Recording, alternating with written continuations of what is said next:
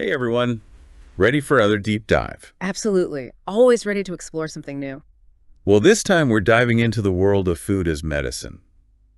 10 common foods that can boost your health. Based on a YouTube video by Dr. Amr Eyad. Sounds intriguing. Food is medicine. I like that. Me too. Dr. Eyad actually started his exploration with a personal experiment. Mm, He gave up dairy milk for 30 days, just to see how it would affect him. interesting. I know dairy can be a bit controversial these days. Definitely.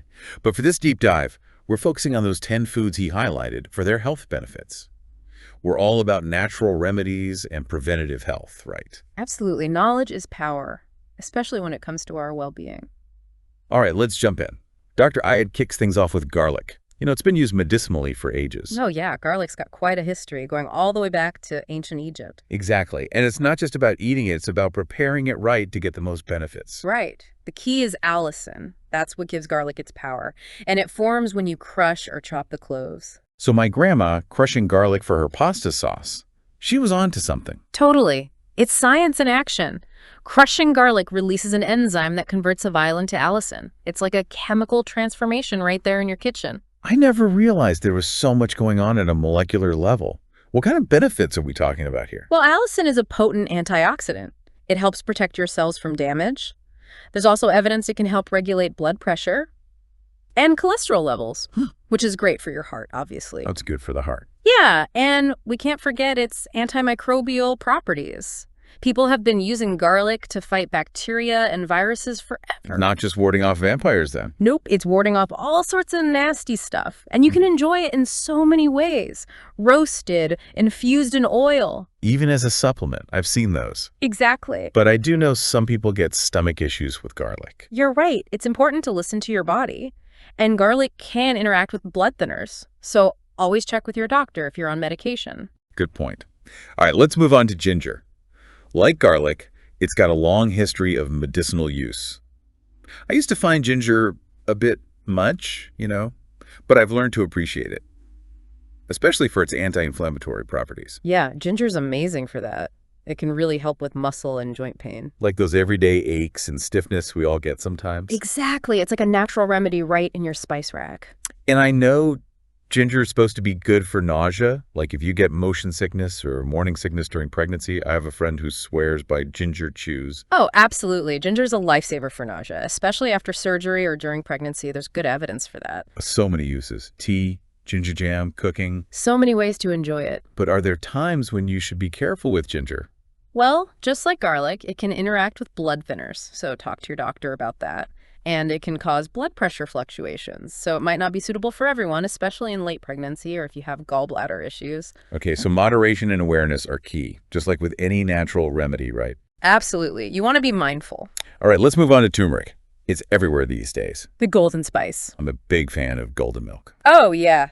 Turmeric is definitely having a moment. But I'm always up for discovering new ways to use it. Well, turmeric's popularity is for good reason. It's got this compound called curcumin. Curcumin, yeah? And it has some powerful anti-inflammatory properties. Actually, it's so potent that it's being studied for things like arthritis. Really? And even some types of cancer. Wow, that's incredible. Just a spice. And it could have such a big impact. You know, I think a lot of people underestimate the power of food. That's so true. Yeah. I remember you saying black pepper enhances curcumin absorption. How does that work? So black pepper has this compound called piperine. And piperine actually helps your body absorb curcumin more effectively. So like adding a pinch of black pepper to my golden milk would actually make a difference. Exactly. That tiny addition can make it even more beneficial. Isn't that cool? That's brilliant. I had no idea. Yeah. So besides golden milk, any other ways to use turmeric? Oh, tons. You can add it to practically anything. Scrambled eggs, soups, stews, even rice dishes get a beautiful golden color from turmeric. And it has this nice earthy flavor. Yeah, I'm getting hungry just thinking about it. But any downsides to turmeric? Well, like anything, there are some things to be aware of. Turmeric can sometimes aggravate kidney stones or gallbladder problems. Oh, I see.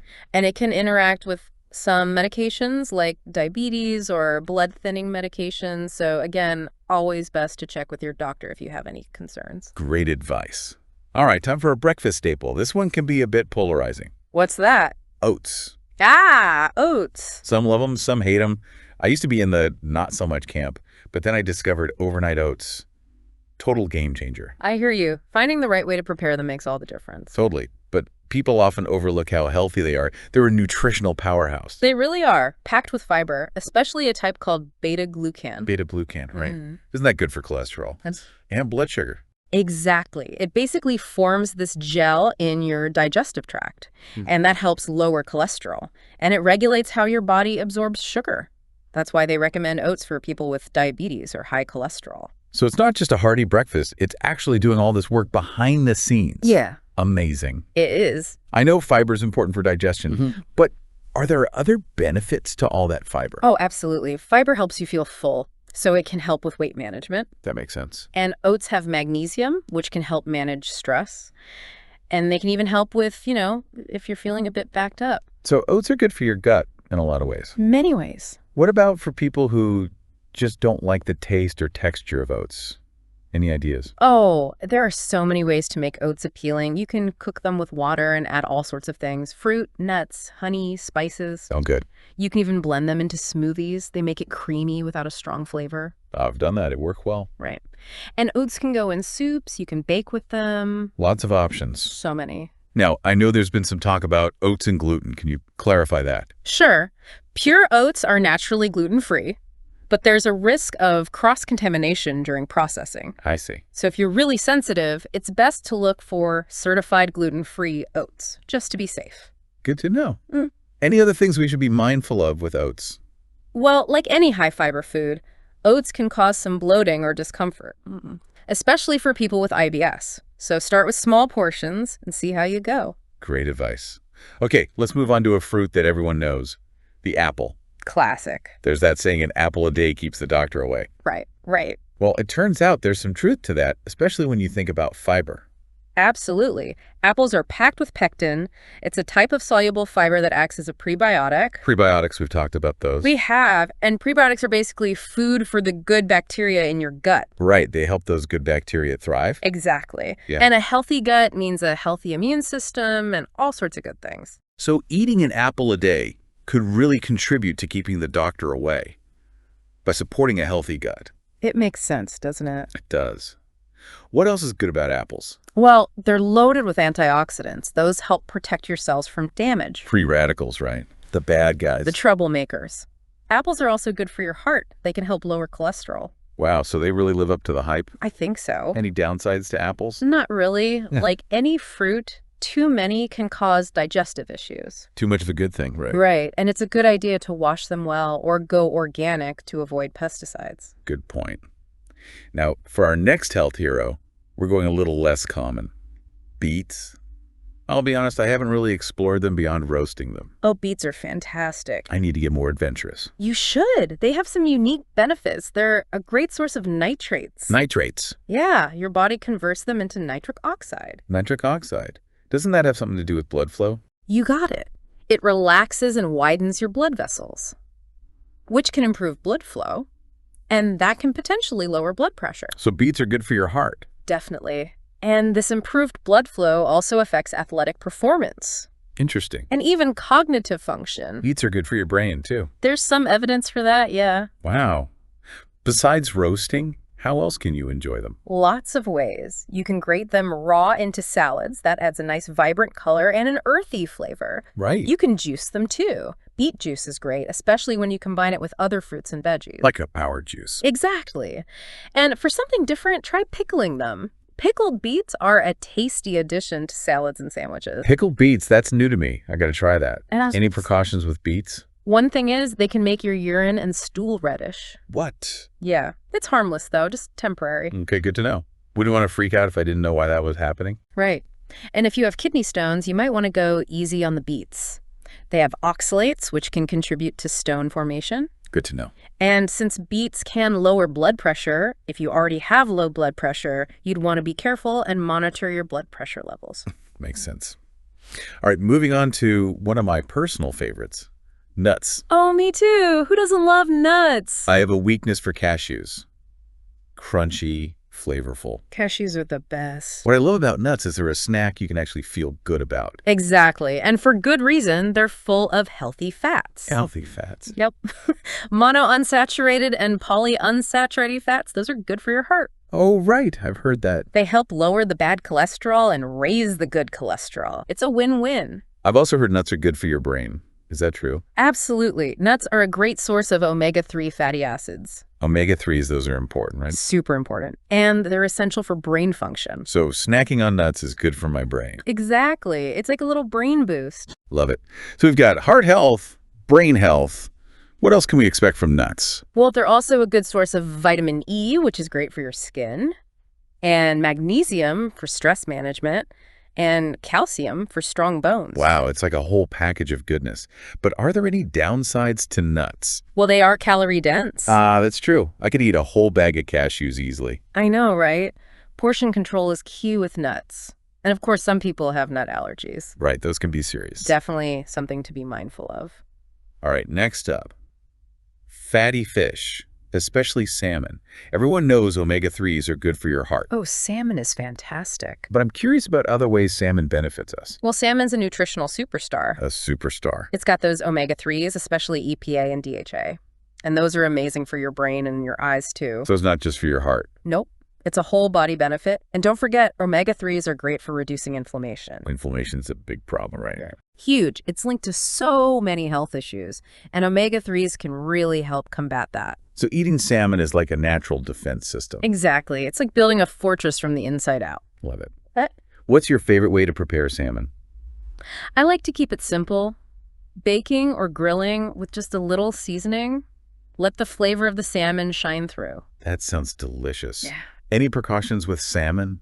Well, mercury can be a concern with some fish, so it's recommended to limit salmon to about twice a week. And make sure you store it properly and cook it thoroughly to avoid food poisoning. Makes sense. Yeah. All right, let's move on to a sweet treat that's also a natural remedy, raw honey. Ooh, I love raw honey. Me too. It's so much tastier than the processed stuff. Oh, absolutely. And raw honey has all its natural enzymes and nutrients. So it's not just about the taste, it's about getting all the good stuff. Exactly. And it's a natural energy booster. Really? Yeah, and it's great for your immune system. Plus, it's a prebiotic. Prebiotics, so good for the gut, like we're talking about. It helps those good bacteria flourish. Right. So many of these foods are supporting our gut health. It's amazing. I've also heard honey can help soothe a sore throat or cough. That's right. It's got antimicrobial properties, so it can actually help fight off infections. Wow. So that spoonful of honey in your tea is doing double duty. Exactly. It's not just sweetening it up. I like to have a spoonful with warm water in the morning on an empty stomach.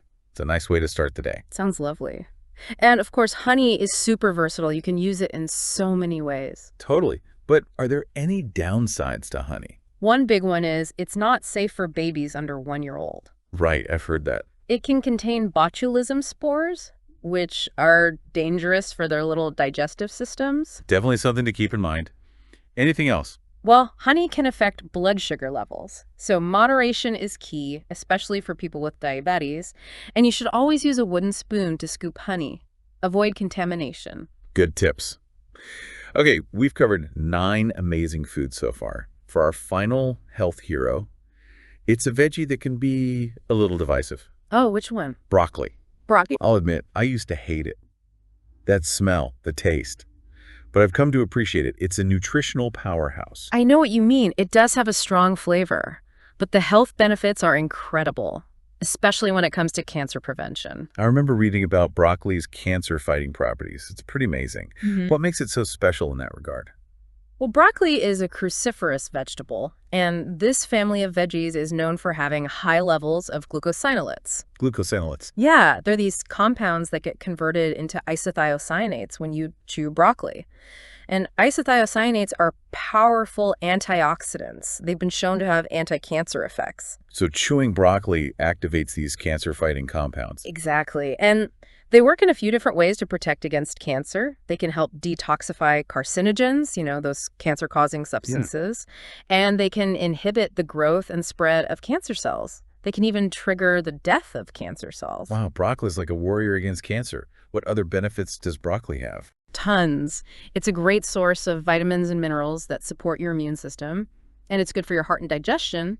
It can even help lower cholesterol. Broccoli is truly a superstar. How do you like to prepare it? I like to keep it simple. Steaming it with other veggies makes a healthy and easy side dish.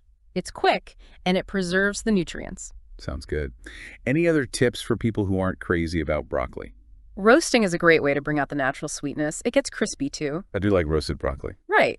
And you can add it to stir fries, pasta dishes, even blend it into soups. There are so many ways to enjoy it. That's a good point. This whole deep dive has been so inspiring. I'm glad.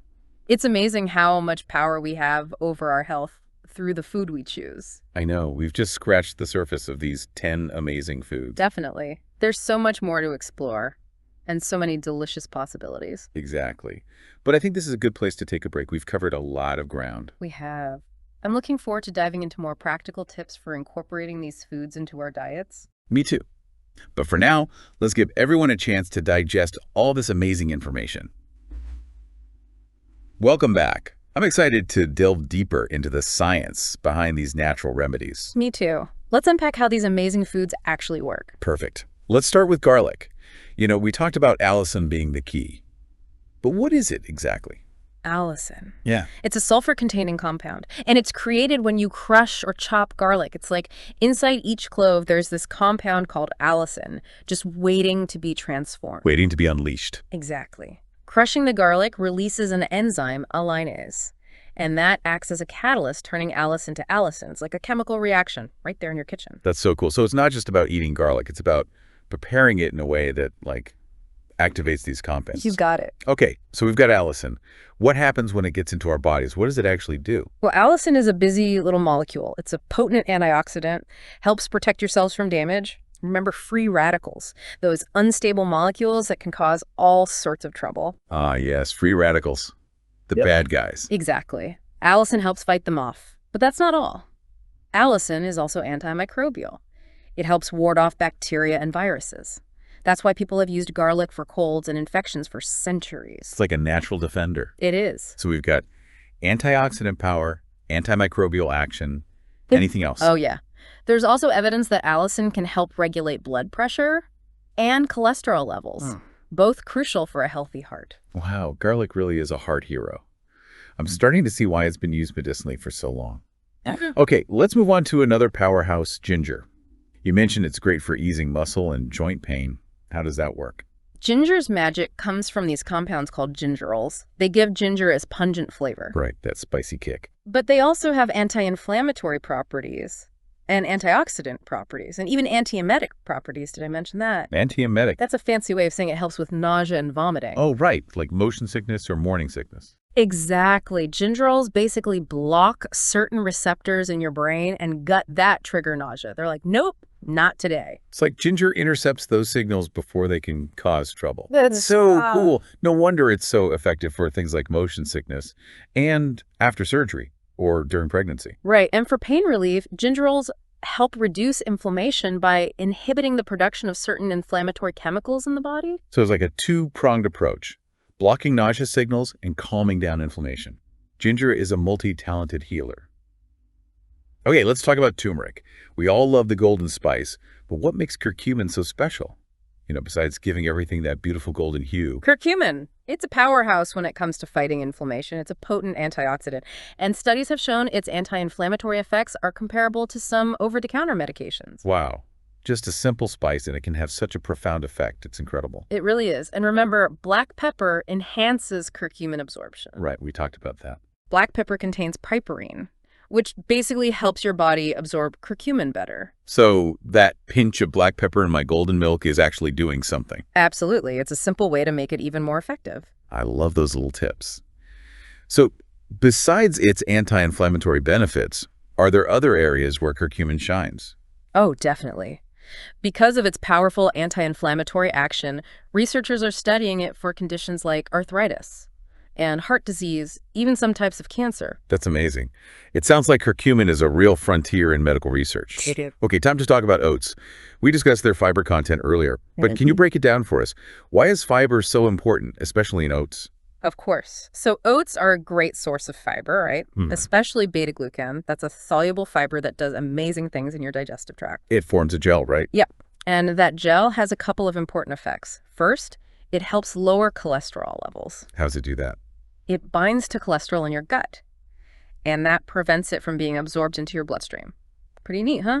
That is neat. And second, beta-glucan helps regulate blood sugar levels. It slows down the digestion of carbs, which helps prevent those blood sugar spikes after meals. So it's like a double whammy for heart health and blood sugar management. No wonder oats are recommended for people with diabetes and high cholesterol. Exactly. Plus, oats are a good source of protein, magnesium, and all sorts of other essential nutrients. They're a really well-rounded food. A nutritional powerhouse, like we said. Yep.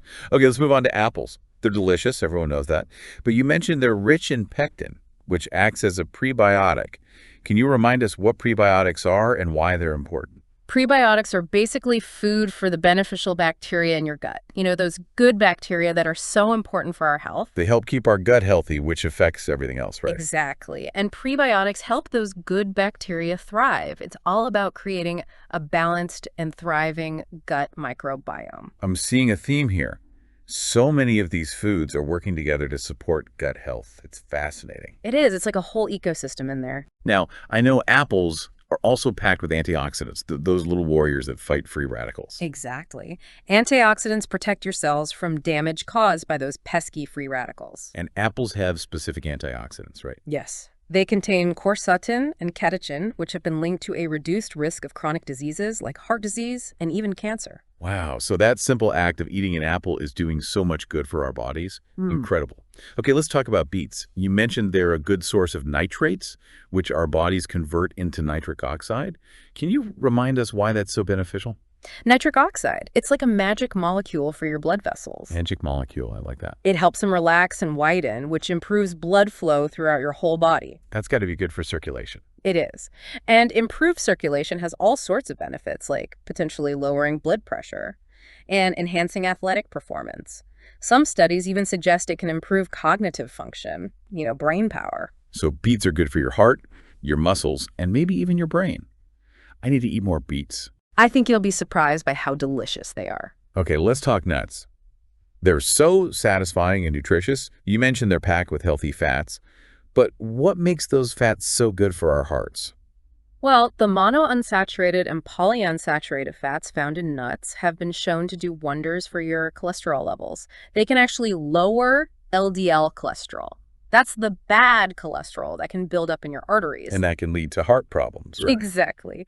But these healthy fats can also help raise HDL cholesterol. That's the good cholesterol that actually helps clear out the bad stuff. So it's a two-pronged approach. Lower the bad, raise the good. Awesome. It's a win-win for your heart. And remember, nuts are also a good source of omega-3s, which are essential for brain health. Right, we talk about that. Are all nuts good sources of omega-3s? Well, walnuts are particularly good. They have a type of omega-3 called ALA, which your body can convert into EPA and DHA.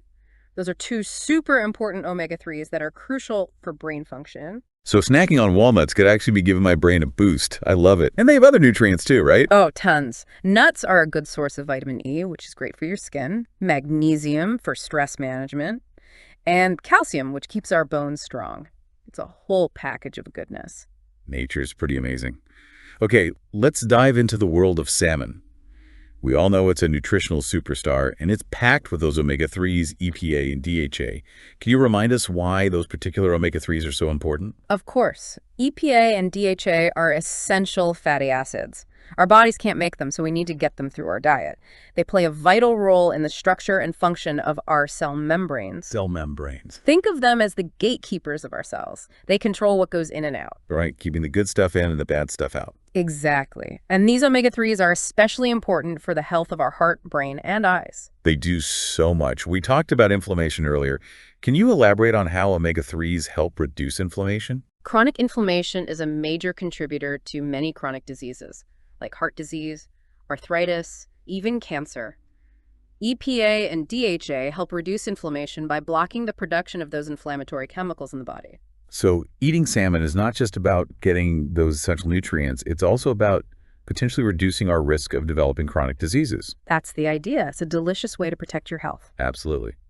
Okay, let's move on to raw honey. We discussed its prebiotic and antimicrobial properties. Can you remind us how it supports our gut health? Raw honey is full of good stuff. It's got a variety of sugars, enzymes, and antioxidants that act as prebiotics. We know prebiotics are food for the good bacteria in your gut. Right. They help our gut microbiome flourish. Exactly. And a healthy gut microbiome means better digestion, a stronger immune system, and better overall health. It's all connected. I love it. And we talked about honey's antimicrobial properties. Can you explain what that means and how it might benefit us? Raw honey has compounds that can actually inhibit the growth of certain bacteria and fungi. This is why honey has been used for sore throats and coughs for ages. It's like a natural antiseptic. Right. Plus, honey's thick texture helps soothe those irritated throat tissues. Double duty again. Okay, and finally, let's revisit broccoli.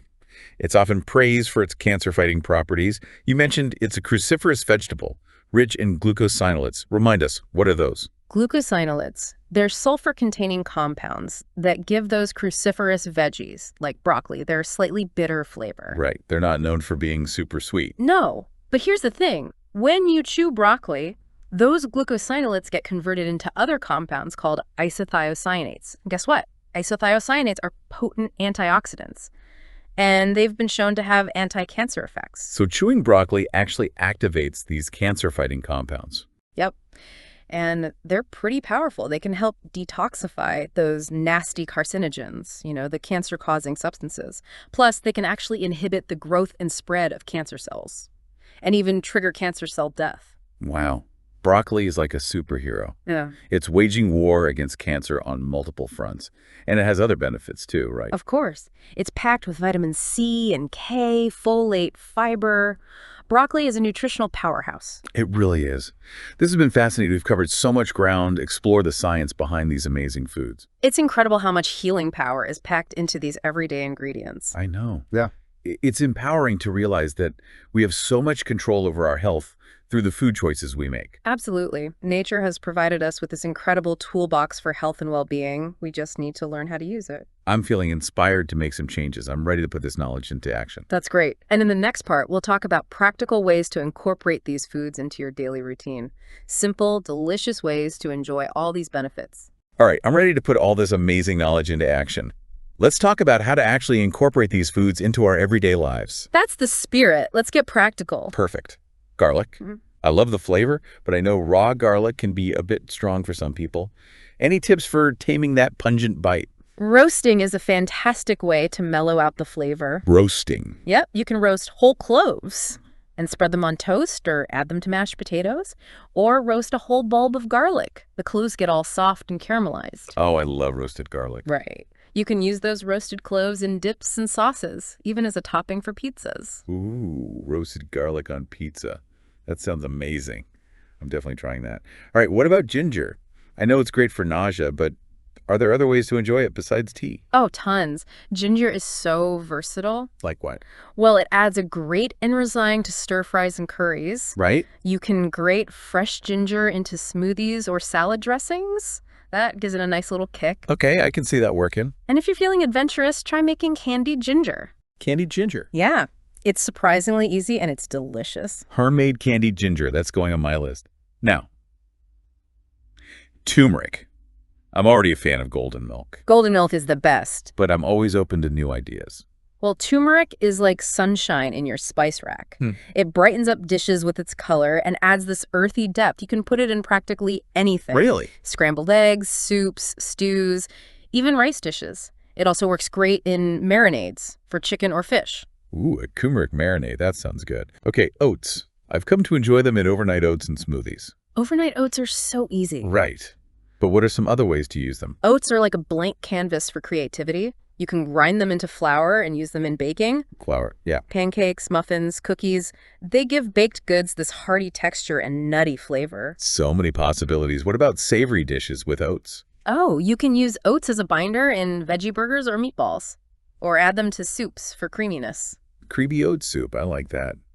All right, apples. They're so perfect on their own. Nature's candy. But are there ways to make them even more enticing? You can pair them with other things, like nut butter, cheese, or a sprinkle of cinnamon. Apple slices and peanut butter. Classic. Right. You can also add diced apples to salads or sandwiches for some sweetness and crunch. Oh, yeah. And don't forget baked apples. Those are always a winner. Baked apples are delicious, especially with a drizzle of honey. Speaking of honey, I've become a big fan of raw honey. Raw honey is the best. So flavorful. Right. Any tips for using it more often? It's nature's liquid gold. Use it to sweeten your tea or coffee or your yogurt or oatmeal. Drizzle it over fruit, toast, pancakes. You can even get creative and make honey mustard dressing or a honey ginger glaze for chicken or fish. Honey ginger glaze. That sounds incredible. Okay, beets. I've been wanting to experiment with them more. What are some fun ways to use them beyond roasting? Beets are so versatile, you can grate them raw into salads. Adds a gorgeous color and that earthy flavor. You can juice them too. Beet juice is amazing, especially with other fruits and veggies. And for something different, try pickling them. Pickled beets are delicious. Pickled beets. Okay, I'm intrigued. Yeah. What about nuts? I love snacking on them, but how else can I use them? Oh, nuts add such a great crunch and nutty flavor to so many dishes. I love the crunch. You can sprinkle them on yogurt or oatmeal, add them to trail mixes, or make homemade granola bars. They're great in salads, grain bowls, even stir fries. I love adding them to salads. Okay, salmon? Healthy and delicious. But how do you keep things interesting? Salmon is a culinary chameleon. You can bake it, grill it, pan fry it, poach it. It goes with so many flavors, lemon and dill, soy sauce and ginger. And for a quick meal, you can flake cook salmon into salads or wraps. Sounds delicious. Yeah. And finally, broccoli. I'm ready to embrace this cruciferous veggie. Any tips for making it more appealing? Roasting is a great way to bring out its natural sweetness, and it gets nice and crispy. You can also steam it, stir fry it, or add it to pasta. And if you're feeling adventurous, try making broccoli fritters or broccoli slaw. Broccoli fritters. Okay, you've convinced me. This whole deep dive has been so inspiring. It's amazing to think that these everyday foods has so much power to heal and nourish our bodies. It really is. And it's empowering to realize that we have so much control over our health through the food choices we make. Absolutely. It's not about overhauling your entire diet overnight. It's about making small, sustainable changes. Exactly. Start by incorporating 1 or 2 of these foods into your meals each week and see how you feel. That's great advice. And remember, food should be enjoyed. Experiment. Have fun in the kitchen. Exactly. That's what it's all about. Well, this has been an amazing deep dive into the world of food as medicine. I've learned so much. Thanks for sharing your expertise with us. It's been a pleasure. I hope everyone feels inspired to see food in a whole new light. Me too. Yeah. It's incredible to realize that we have this power to nourish and heal ourselves through the choices we make in the kitchen. It's a gift. To all our listeners out there, thanks for joining us on this deep dive. We encourage you to embrace the power of food as medicine. Until next time, happy and healthy eating.